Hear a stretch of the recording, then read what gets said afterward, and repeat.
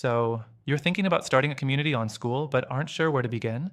Well, in this video, we're going to show you exactly how to make a Skool community, step by step, and also talk about some of the pros and cons so you can make an informed decision.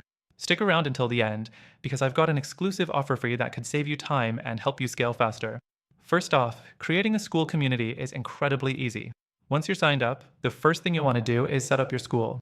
You can do this by clicking on the Create New School button.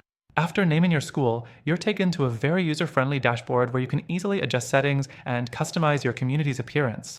It's very straightforward.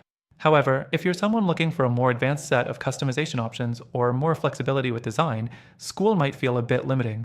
Next thing, you'll want to focus on the actual course and community content. Skool combines both of these, which is nice if you're looking for an all-in-one platform. You can create posts, engage with your members, and set up a learning environment. You have the ability to offer course modules, video lessons, and discussion threads all under one roof. However, one downside here is that the course creation tools aren't as robust as specialized learning management systems like Teachable or Thinkific. If your community heavily revolves around learning, this could be a limitation. The third thing to consider is community engagement. Skool excels here by making communication simple. You have forums, direct messaging, and live events. Plus, it integrates with Zoom, which is great for live sessions. But here's the catch: while community engagement tools are intuitive, they're not as advanced as some competitors like Circle or Mighty Networks, which offer more granular control over member interactions and gamification features. The fourth thing you need to consider is pricing. Skool offers a very competitive pricing structure, especially for those just starting. It's affordable, and you won't feel pressured to upgrade unless you're really scaling. But if you're someone who's looking for more features and more robust tools, it might not be enough as your community grows. Some competitors, like Kajabi, offer a wider range of tools, but at a higher price point. You need to weigh the value of extra features against the price difference.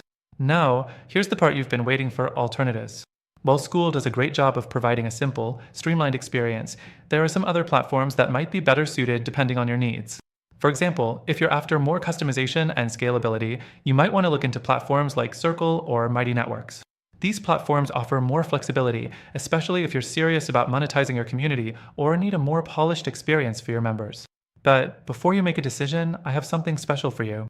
If you're still leaning towards Skool, there's an exclusive extended free trial through our link in the description. Not only do you get a chance to test out Skool, but you also get some awesome benefits that are only available to our viewers. Plus, we've included links to other software that could be better for your community's specific goals. These also come with free trials, so you can test them out risk-free. So, whether you decide to stick with Skool or explore alternatives, you now have the tools to make the best choice for your community's success. Thanks for watching, and don't forget to check out the links below for your exclusive benefits.